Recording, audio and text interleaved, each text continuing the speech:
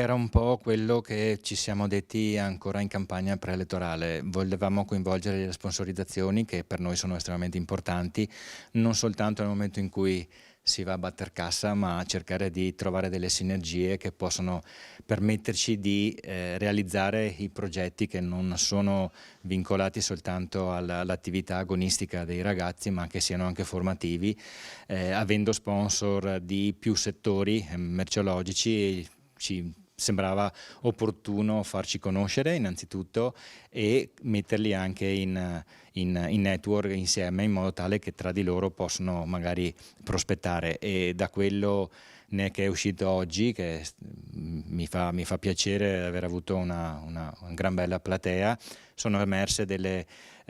tematiche, delle necessità che ci fanno ben sperare per il futuro nel poter realizzare quello che insomma ci farebbe piacere fare. Mi sarei aspettato non dico una debacle, ma sicuramente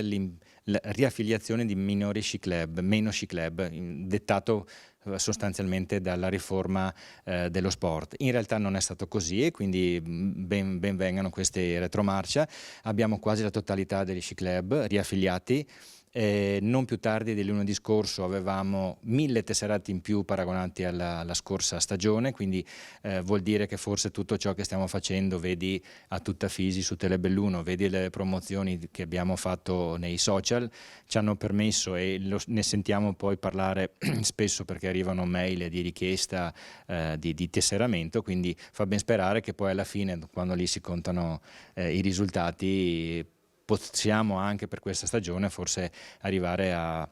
mantenere quelle posizioni di classifica che avevamo negli anni precedenti.